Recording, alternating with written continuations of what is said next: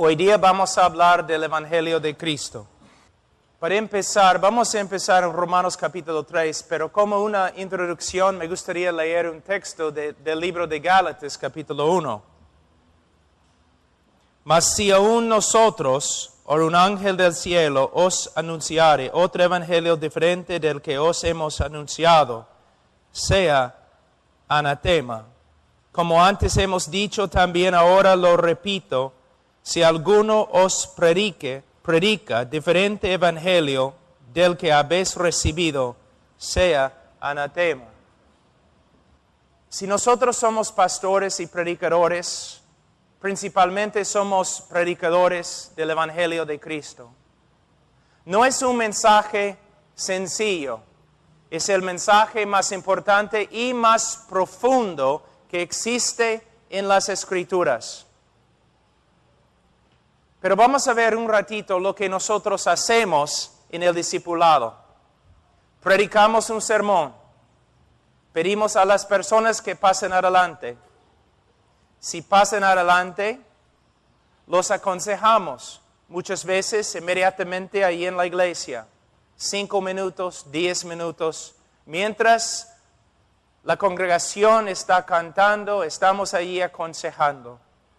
Después de 5 o 10 minutos, presentamos a los que han pasado adelante con las siguientes palabras. Hermanos, debemos regocijarnos porque hoy día 4 personas recibieron a Cristo, ahora son salvas y son parte de la familia de Dios. Después de 5 o 10 minutos de consejería, como autoridades religiosas, nosotros proclamamos que estas personas son salvas. Muchas veces, después de su supuesta conversión, nunca volvemos a hablar del Evangelio. Nunca volvemos a hablar de cómo una persona puede saber bíblicamente que es salva. Empezamos discipulado.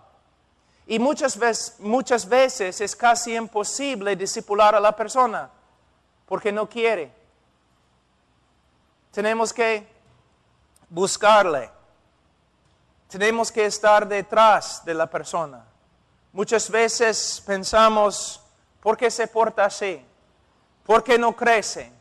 ¿Por qué sale de la iglesia y nunca vuelve? Quizás es por causa del evangelio que predicamos y nuestra manera de invitar a los hombres para que conozcan a Cristo.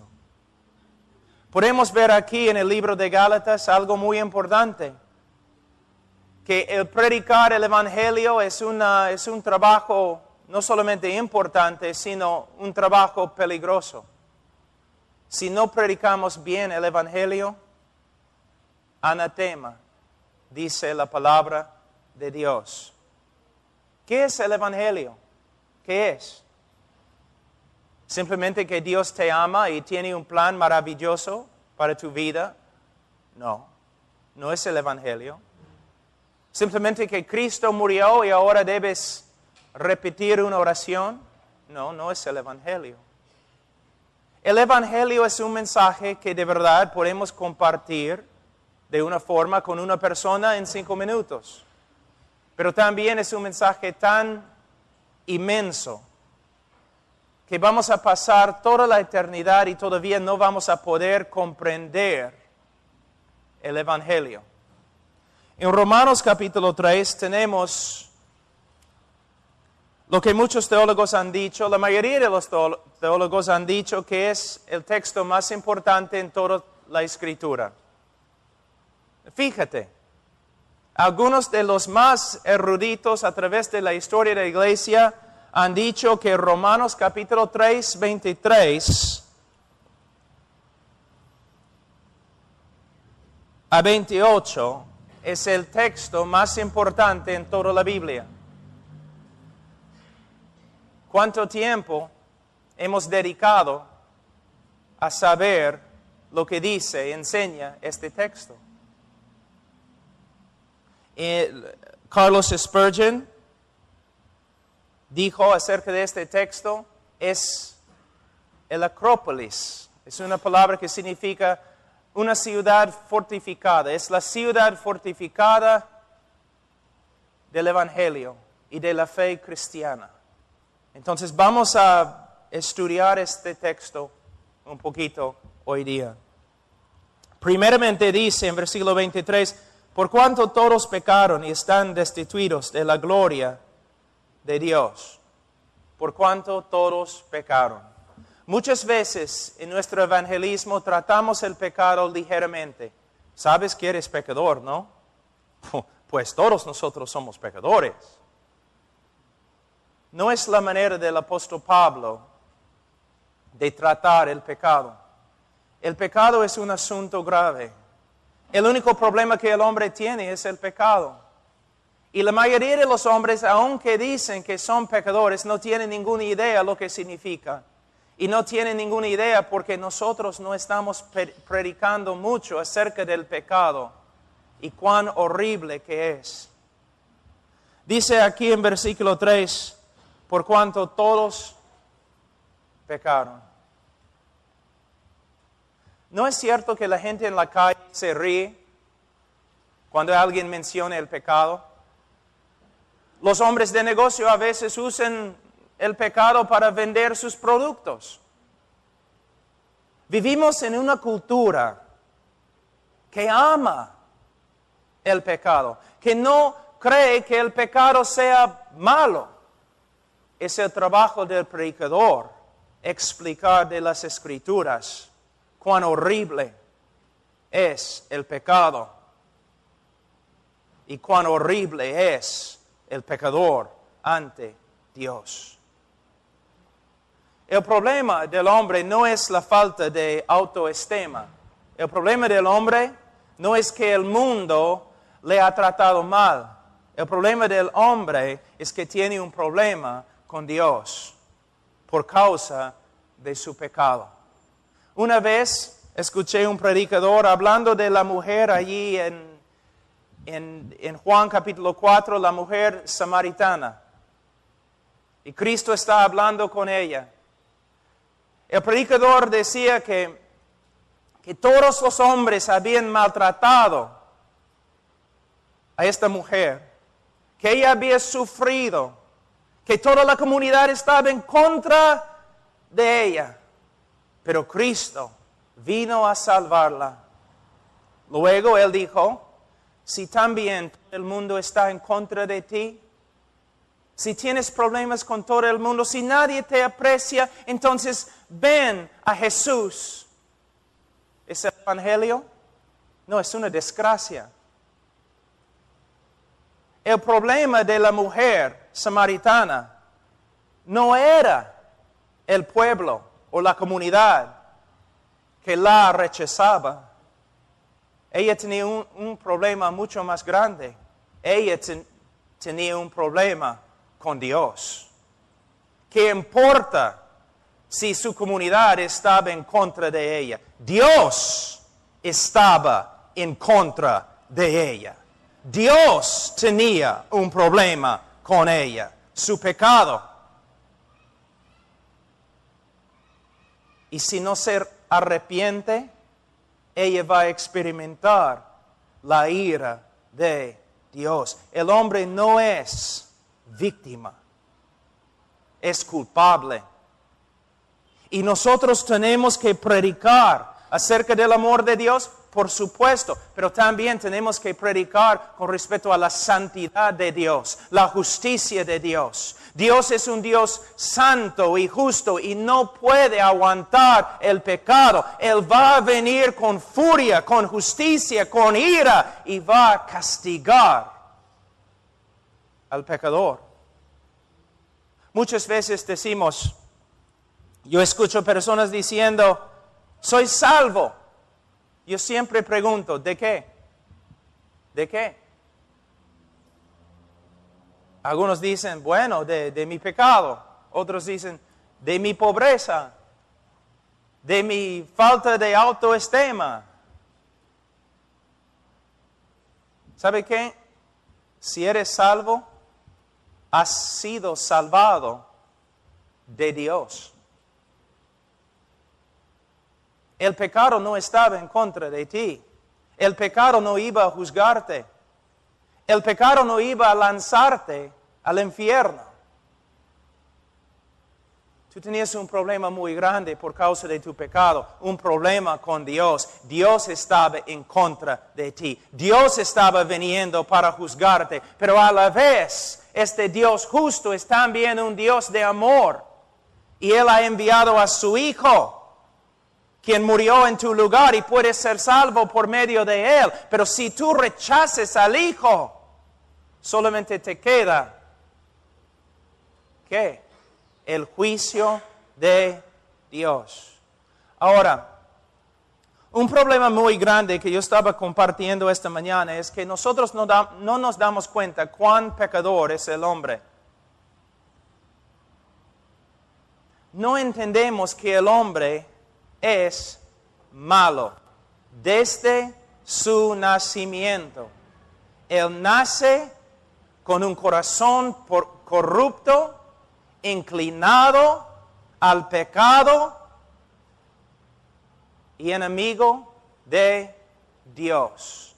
La Biblia habla del hombre así.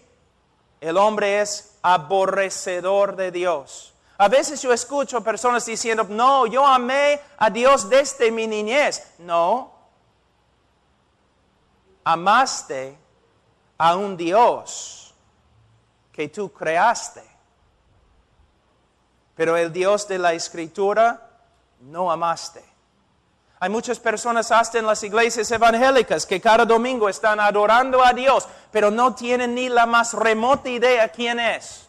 Porque en el día de hoy no hablamos mucho de los atributos de Dios, especialmente los atributos como santidad, justicia de Dios, soberanía de Dios.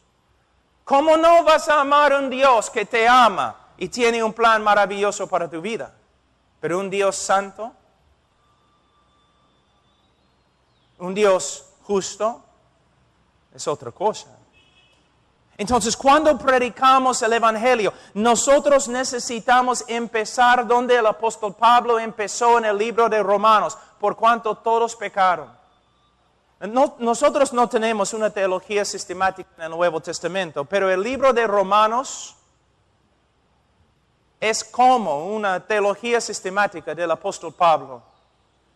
Fíjate, él usó los primeros 3 capítulos con un solo propósito: condenar todo el mundo. Bajo la dirección del Espíritu Santo, usando todo su intelecto, él está presentando un argumento. El hombre es pecador y yo les voy a explicar lo que significa. En el día de hoy tenemos que hacer lo mismo. Con amor, con misericordia, con compasión, pero a la vez tenemos que decir, hombre, esto es lo que la Biblia dice acerca de ti. Eres pecador. Y ahora voy a usar la misma escritura para enseñarte lo que significa. El hombre es pecador. Versículo 3. Por cuanto todos pecaron. ¿Cuán pecador es el hombre? Hoy día vamos a hablar de la depravidad total del hombre. Probablemente algunos de ustedes han escuchado esta frase, la depravidad total del hombre. Yo prefiero otra frase, la depravidad radical del hombre. Significa que el hombre de verdad es depravado. Voy a enseñarle 2 cosas hoy día, lo que la depravidad total significa y lo que no significa. Es muy importante que nosotros entendamos cómo es el hombre, porque va a afectar nuestra manera de predicar el Evangelio. La depravidad total no significa que la imagen de Dios en el hombre haya sido totalmente perdida en la caída. En Génesis 9:6 y 1 Corintios 11:7, Santiago 3:9, las Escrituras todavía se refieren al hombre como habiendo sido creado a la imagen de Dios. Por lo tanto, hay un sentido verdadero en que la imagen de Dios aún se encuentra en cada hombre. La depravidad total no significa que el hombre no tenga ningún conocimiento de la persona y voluntad de Dios. Las Escrituras nos enseñan que los hombres tienen suficiente conocimiento de Dios para aborrecerlo y suficiente conocimiento de su verdad para rechazarla y intentar detenerla. Vamos un ratito al libro de Romanos, capítulo 1. Versículo 18. Porque la ira de Dios se revela desde el cielo contra toda impiedad e injusticia de los hombres que detienen con injusticia la verdad. Versículo 21. Pues habiendo conocido a Dios, no le glorificaron como a Dios, ni le dieron gracias. Es imposible entrar en un debate con un ateo. Es imposible. ¿Por qué? Porque no hay tal cosa como ateo. Los ateos no existen. La Biblia no reconoce el ateo, sino dice que todos los hombres conocen a Dios. Todos los hombres saben no solamente que hay un Dios, ellos saben quién es. Y también todos los hombres tienen una idea de cómo es la voluntad de este Dios. Versículo 18 de nuevo. Escuchen lo que dice. Porque la ira de Dios se revela desde el cielo contra toda impiedad e injusticia de los hombres que detienen con injusticia la verdad. Ellos tienen la verdad. ¿Qué verdad tienen? Versículo 21. Pues habiendo conocido a Dios. No dice que saben que hay un Dios. Dice que ellos conocen quién es el Dios verdadero. En un debate nunca es un problema con el intelecto, es un problema con la voluntad. ¿Cuánto sabe el hombre del Dios verdadero? Él sabe suficientemente para aborrecerlo.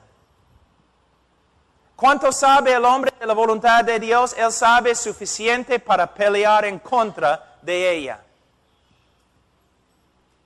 Cuando estoy hablando a veces en las universidades y un ateo se presenta, él dice, soy ateo. Yo digo, no eres. Tú sabes quién es Dios. Y Él ha escrito su ley en tu corazón. Tu problema no es un problema del intelecto, es un problema de la voluntad. Tú sabes quién es Dios, pero tú le aborreces. ¿Y por qué? Dice el ateo. ¿Por qué aborrezco a Dios? Bueno, porque es bueno. Tú aborreces a Dios porque es bueno. Pero ¿cómo voy a aborrecer a Dios simplemente porque es bueno? Porque tú eres malo.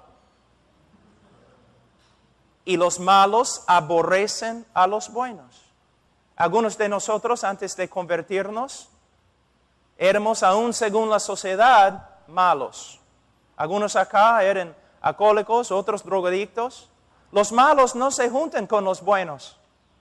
Los malos pelean contra los buenos. Eso es lo que tienen que entender. ¿Por qué el hombre aborrece a Dios? Porque Dios es bueno. Y el hombre es malo. Jesús dijo, no vienes a la luz. ¿Por qué? Porque tus obras son malas. En versículo 18 dice que los hombres detienen con injusticia la verdad. ¿Qué hacen los hombres? Ellos trabajan con toda su fuerza para detener, restringir lo que saben acerca de Dios. No quieren escuchar. Cuando su conciencia empieza a hablarles, ellos no quieren escuchar. Cuando alguien está predicando el Evangelio, no quieren escuchar. Porque no quieren someterse a Dios. La depravidad total no significa que el hombre no posea una conciencia o que sea totalmente insensible al bien y al mal. En Romanos 2:15 las Escrituras enseñan que todos los hombres posean una conciencia. Si no ha sido cauterizada, conforme a 1 Timoteo capítulo 4 versículo 2, tal conciencia puede guiar al hombre a admirar virtud y actos nobles. Vamos a Romanos capítulo 2 versículo 15. O vamos a empezar en versículo 14. Porque cuando los gentiles que no tienen ley hacen por naturaleza lo que es de la ley, estos, aunque no tengan ley, son ley para sí mismos, mostrando la obra de la ley escrita en sus corazones, dando testimonio su conciencia y acusándoles o defendiéndoles sus razonamientos. ¿No es interesante que puedes viajar por todo el mundo, puedes visitar un montón de diferentes culturas y vas a encontrar algo muy parecido entre ellos, su ley? Todas las culturas saben que está mal mentir. Todas las culturas están de acuerdo. No es correcto matar. No es correcto tomar la mujer de otro hombre. ¿Por qué tenemos un acuerdo con respecto a lo que está bien y lo que está mal? Porque Dios ha escrito su ley en el corazón de cada hombre. Y también Dios ha dado una conciencia al hombre. Por esta causa los pecadores quieren juntarse siempre. Quieren estar con otros pecadores. Porque cuando están a solas, su conciencia les clama, les reclama. Estás mal, estás mal, estás mal. Entonces ellos quieren ir con otros pecadores para silenciar, callar su conciencia y convencerles que lo que están haciendo no está mal. Por eso los homosexuales siempre van a grupos, se llaman grupos de apoyo, ¿no? Se juntan para apoyarse el uno al otro, para consolarse el uno al otro. ¿Por qué? Porque cuando están a solas, su conciencia está gritando, estás en pecado, estás en pecado, estás en pecado. Por eso se juntan y en su compañerismo intentan restringir lo que saben es la verdad. Entonces el hombre, aunque está sufriendo de depravidad total, él tiene conciencia. La depravidad total no significa que el hombre sea incapaz de demostrar virtud. Hay hombres que aman a su familia, sacrifican su propia vida para salvar a otros y hacen grandes obras de generosidad. Se reconoce que los hombres son capaces de amar a otros, servir a su patria y aún llevar a cabo obras religiosas. Pero lo que vamos a ver es que los hombres, cuando hacen obras de virtud, cuando se portan bien, nunca es para la gloria de Dios. Nunca es porque aman a Dios. La depravidad total no significa que todos los hombres sean tan inmorales o depravados como podrían ser. Que todos los hombres sean igualmente inmorales o que todos los hombres se entreguen a cada forma de maldad que existe. No todos los hombres son delincuentes, fornicarios o asesinos, pero todos son capaces de tales cosas. Lo que los refrena es la gracia de Dios. ¿Una vez te has preguntado por qué Hitler era tan malo? ¿Por qué Hitler era tan malo? Durante su niñez, él jugaba allí con sus juguetes, como cualquier otro niño. ¿Cómo es que llegó a ser tan malo? Mejor pregunta. ¿Por qué no eres tú peor que Hitler? ¿Cuál es la diferencia entre tú y Hitler? La Biblia nos enseña solamente la gracia de Dios. Antes de su conversión, si un hombre es mejor que Hitler, es solamente porque la gracia de Dios refrena su maldad. Hitler no es un fenómeno. Todos nosotros seríamos peores que Hitler si no fuera por la gracia de Dios. La gracia de Dios restringe el pecado del hombre inconverso. Si no fuera así, todo el mundo sería destruido y no habría oportunidad de redención para nadie. Entonces Dios restringe en su soberanía la maldad del hombre. Y también en su soberanía, Él puede soltar a algunos hombres para que sean como Hitler, como Faraón, como Mussolini. Tú dices, pero Dios no tiene el derecho de hacer eso. Sí, tiene el derecho de hacerlo. ¿Quién te dijo tales cosas? Dios sería culpable si Él corrompiera a Hitler. Pero no, Dios no ha corrompido a Hitler. Hitler era corrompido, corrupto. Dios, en su soberanía, simplemente dirigió la corrupción del hombre. Dios puede hacer lo que quiere con el hombre corrupto. Para su propia gloria, Él restringe la maldad de algunos hombres y para su propia gloria, Él suelta a algunos hombres para que sean lo que son, para que manifiesten lo que son. Es la soberanía de Dios.